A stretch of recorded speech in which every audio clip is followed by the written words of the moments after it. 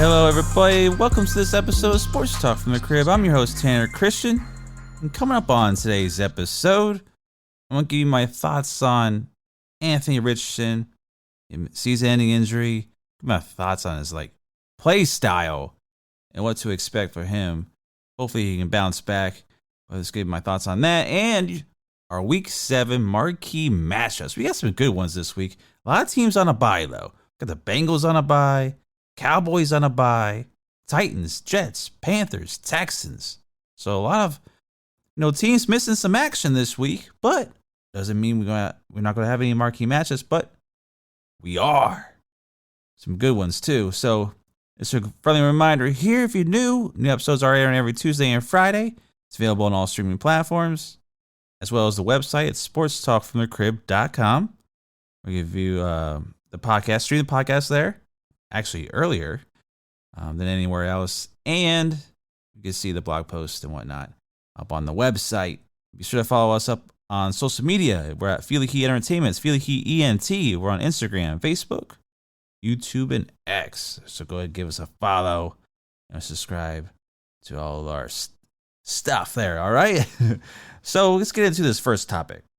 Anthony Richardson, Colts first-round pick. Number 4 overall in this past year's draft.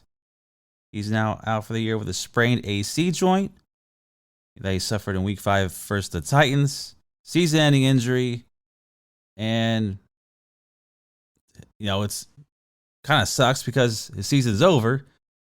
But this is a guy that had his really bad injuries in, high school, college, a lot of injuries. And now it's happening in the pros. And he hasn't gotten any starts under his belt, especially in college. He only had that one year, basically. As a starting quarterback. He's learning the game, learning how to read defenses, starting to get some reps in. He's Week 1, he was the starter. Gardner Minshew was the backup brought in. Now Gardner Minshew is going to be the quarterback going forward for the Colts. But this is a glaring sign that Anthony Richardson, he really has to change his play style, because man, this guy has crazy athletic ability. We know he's got an arm, he's got crazy talent. His accuracy is problems at times, but this Colts team getting Jonathan Taylor back as running back, you thought maybe this offense can really kind of take off a little bit with him, the RPO action when using them, and seeing how that works out. Zach Moss has played pretty well as their lead back. But they signed Jonathan Taylor to that extension, 3-year, $42 million. Let's get Anthony Richardson here. He's only finished 1 out of the 4 games he played. He suffered concussion in one of them, suffered leg problems, I got the shoulder. Play style's got to change. The NFL is a whole different game. You can't just run over people. Even though you're crazy big, athletic, thinking you can't outrun them, you're not going to be able to outrun them. You're not going to be able to break all those tackles. You're not going to be able to, escape these ends, coming after you. So it's a different ball game here. And I think that's something he really has to focus on as he recovers from this injury, or else he's really not going to make it in the NFL. This kid won't make it if he continues to have that kind of play style. I mean, it's really crazy to think about that. He really only finished 1 out of the 4 games he played in this year. Wow. So, it's a guy that's learning the game. Like I said, crazy athletic ability, but he has to change his play style. And it's just a shame because you want to see the kid play, but he's not going to be able to. Did the Colts make the right choice of drafting him? I mean, the biggest risk in the draft was Anthony Richardson. And his career is going to be in jeopardy if he keeps playing like this. Can he change it? I think so. Got to surround him with a little more talent at the wide receivers position, especially. You got Michael Pittman there, but that's about it. Even I don't think he's a true number 1 wide receiver in the league. I think he'd be better complementing somebody else, like being the number 2. But going forward, Colts are going to be invested, obviously. They invested in Jonathan Taylor. They invested in a lot of people. They got to bring in more talent around them. And slide. Throw the ball out of bounds. When you're near the sideline, don't come back in and get popped by like two guys that get knocked out. Just go out of bounds. It's okay. That extra yard or two has just cost you a season. Like, don't take those unnecessary hits, man. You're the quarterback. You're the number one guy on the team. You got to stay healthy. A lot of people rely on you. Your teammates rely on you. Your coaches rely on you. The fans rely on you. So we'll see next year how it comes. But as I said, out of this rookie class, I really like C.J. Stroud the most. Anthony Richardson, I think, has some great, potential, obviously. Be that number two guy. I liked him ahead of Bryce Young, honestly. Because I thought Bryce Young was just too small. But we'll see how it comes out. But that's just my thoughts on Anthony Richardson. He's just got to change his play style. Shame he had a season-ending injury, but definitely has to change the way he plays the game. Because it's not college. It's not high school. These are the big boys in the NFL. Okay, now in our next topic here, there's a Week 7 marquee matchups. And I didn't just pick one this time. I picked two. Because I feel like these two games, a lot is going to be heavy on them. Like, great matchups. We got a divisional matchup. And we got a big-time 501 matchup. So first, I'm going to start off with the Chargers at the Chiefs. Huge game. Especially for those Chargers. I want to call them San Diego, but I know they're in LA now. I get it. They're 2-3. Chiefs 5-1. The most glaring factor into this LA Chargers team is, in all honesty, they should be 5-0. Incredible talent, especially on the offensive side of the ball. They're my team that'll finally get into the right direction and be Super Bowl favorites. But the problem is they still can't win the game in the fourth quarter for some damn reason. And this is a huge game for them. They have to win this game to stay up. They can't fall to 2-4. You just can't do it. Here's why. Week 1, we lost to the Dolphins 36-34. Week 2, lost to the Titans 27-24. Week 5, just last 20-17 against the Cowboys. Why? You see a factor in those? All those are one-score games. All those are 3 points or less. This is a team. Well, the last couple weeks, especially against the Cowboys, they lost that game. They didn't turn the ball over. This team is not turning the ball over. Herbert only has 2 picks on the year. They aren't turning the ball over. Oh, excuse me. Week 5 was the bye. Week 6 is when they lost to the Cowboys. That's what happened. So I correct myself on that. But anyways, it's just last week, that was a horrible loss. They should have won. Week 1, 2 minutes, can't do it. Week 2, overtime, Titans, 3 straight incompletions. Can't do it. Week 6, the Cowboys get a sack, throw an interception. Can't do it. And it's just all like some of it does fall on Justin Herbert, yes. But damn that head coach, man. Brandon Staley should just be fired. He should just be fired. Especially if they lose this game. If they have another game, they get down to this game, down to the wire, and they lose again, they should fire him. Because what did I say before the season even started? This team has all the talent. Herbert's going to have an MVP type of year. I'm picking them as going to be like Super Bowl favorites. Like actually have a chance, get in the playoffs, get to the AFC Championship game Like, that's what I feel like this team can do. Brandon Staley always wanted to go for it in his own, own territory. 30-yard line, I don't care. I'm going for it. You miss it. You miss it again. And it just, other things happen during the game. You just scratch your head. And he calls the defensive plays. He's a defensive guy. He was the LA Rams defensive coordinator that 1 year, and then he hops on over to the Chargers trying to do defense, but their defense stinks at times. At times they look great, and then they just fall off. You can't stop them when it counts. The run game, right up the middle. Yeah, Khalil Mack that one game had 7 sacks or 6 sacks, and still they almost lost. It's crazy to think about. And he's the reason why this Chargers team, I think, is struggling. It goes back to last year when they lost that 27-0 lead against the Jaguars in the wild card round. Like, come on. But let's hop over to a team that stays consistent no matter what, and that's Kansas City Chiefs. Let's talk Mahomes.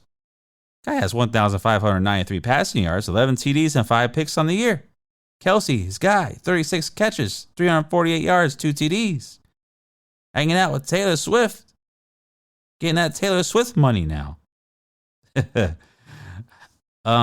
of course, the numbers will be low. Herbert has 1,333 yards passing, 9 TDs, 2 picks. Of course, he's played one last game than Mahomes. But that's not bad for Mahomes, right? He doesn't have any wide receivers to throw the ball to. He only has his tight end. Our receivers aren't about nothing.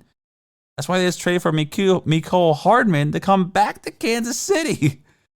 Trade just went through to the Jets. So he's back in Kansas City. I don't think he's going to play this week. Maybe not, but he's back on the team. Can Sky Moore step up? Can Rashee Rice step up? I actually like Rashee Rice. I think he is going to be... He should be getting more snaps and be their number one wide receiver. Kadarius Toney struggles at times, and so does Sky Moore. So somebody else has to step up on this offense going forward. Pacheco's been good at coming out of the backfield. McKinnon's a great third down guy.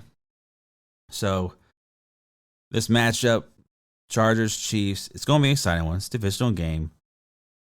Chiefs, you can see why they're 5-1, why the Chargers are 2-3. Because the Chiefs know how to finish games. In their close game, Mahomes is going to find a way. He's going to find a way. And somehow Kelsey's going to be open. You don't know how, but he's going to be open. He could be triple covers and somehow still be open. Mahomes could be about ready to get sacked and somehow spins out of it, pulls a Houdini, and completes a pass. Like, this Kansas City Chiefs team is for real. This Chargers team, we'll see. So, with that all being said, Justin Herbert versus Patrick Mahomes, 2 MVP candidates. Yes, I'm putting Mahomes still in that. That is the matchup. Herbert, Keenan Allen, Austin Eckler's back. Maybe this being his second week back, maybe that helps that rush offense get going. Kansas City defense has been playing pretty good, especially when Chris Jones came back. Kansas City Chiefs defense is not one to sleep on. But I got the Chiefs in this game at home in Arrowhead. Got to roll with them. Even though I'm a big Charger fan, I like the Chargers, and I can't trust them yet. They have to win this game. All right, now let's hop on into the other marquee matchup, and you know what it is. It's those battle of the 5-1 teams. Dolphins at the Eagles. Eagles lost last week versus the Jets. Kind of a heartbreaker. You're kind of scratching your head on. Dolphins won again against the Panthers. So they're 5-1. This is a real test for the Dolphins. They've only really beaten... they haven't beaten. They lost to the Bills. That's their only loss. Eagles lost last week to the Jets. So we'll see how this game pursues here. Like, this is a game I'm looking forward to. Of course, I'm a Miami Dolphin fan, but this is going to tell if the Dolphins can be for real. This is a tough place to play in Philly. You're on the road. You're going to have those crazy fans heckling at you. And it's going to be a true testament to how Tua in this offense could demonstrate and get a big win on the road. That's what we're looking for out of this Miami team. Let's get into some stats here. Offensive side of the ball, of course, Miami is number 1 in the league. 505 total yards a game. 323 passing. 181 rushing yards. That's been big for Miami this year. The rushing attack, which was very absent last year and kind of the cause of their downfall, it's been fantastic. They lead the league. Tua, 1,876 passing yards on the year. 14 TDs, 5 picks, 71 completion percentage. So he's been very accurate with the ball. And then, of course, his buddy Tyreek Hill is just on his mission to get those 2,000 receiving yards, like he said. Hurts, 1,542 yards on the year, 7 TDs, 7 picks. It's more than he had all of last year already through the first 6 weeks of the season here. Hurts is already throwing more interceptions. That's something to look out for here and something to really see if he can get corrected. 60% passing, not the greatest. 66%, I'm sorry. Not the greatest, but this is going to be a battle of former teammates. Of course, from Alabama. Remember when Tua took over for Jalen Hurts because he was struggling in that championship game? Tua comes in and gets Alabama the title. So this is a battle of former teammates at Alabama going head-to-head now, of course, for different teams in the NFL. Let's go. This is a matchup. One thing to look out for, this Eagles defense, while it's been spotty at times, they're allowing 254 in the passing game and only 65 in the rushing game. So that's going to be, I think, the deciding factor. Can Miami run the ball on them? I think Jalen Carr, the big defensive tackle, is going to play for the Eagles this week. I think he's going to give it a go. So that's a big body. To have, we got him, Fletcher Cox, and all those boys in that line, man. That's hectic, man. That's heavy. So that's something to really look at that matchup. Raheem Mostert has been fantastic this year. Of course, A-Chain, the rookie for Miami, he is still out. He's on IR. He comes back after the bye week when they face the Raiders. So he'll be a big part in this game, but unfortunately he's out. Jeff Wilson Jr. may be activated from IR. So they have another weapon in the backfield. So Dolphins, man. You're averaging 37 points a game. But you're laying up 26. Eagles, 25.8 points per game. Against this only 20.7. So Miami leads the league, of course, in point percentage. A lot of it's a little heavy because they had that 70-point game earlier in the year. But this is the best matchup I can't wait. This is the best matchup of the weekend. Because Miami's rush offense versus Eagles' rush defense, to me, is going to play a key factor in who comes out and wins this game. And can Miami stop the Eagles' rushing attack as well? DeAndre Swift's been balling this year. Of course, Jalen Hurts likes to run the ball too. Got to keep him contained. That's going to be Miami Dolphins' defensive mindset here. Keep Jalen Hurts contained. Keep him in the pocket. Don't let him get outside and try to get some yards in the rushing game. And control A.J. Brown. Xavier Howard has to be on that guy. If you have Kohu on him, I don't think it's going to work. This Vic Fangio defense hasn't shown up yet. Can Bradley Chubb, Jalen Phillips, and these guys get after the ball? Keep him contained. Get some pressure on him. Force the ball out of his hands early. And try to make him get mistakes. And that's something Miami's has to do in this game. It's going to be a big factor in if they win. The defensive side of the ball. Get pressure on Jalen Hurts. Keep him contained. Like I said, this Vic Fangio defense has not impressed so far this year. Jalen Ramsey is back at practice, but he looks like maybe another couple weeks away. May hold him out until after the bye week or play him the week before.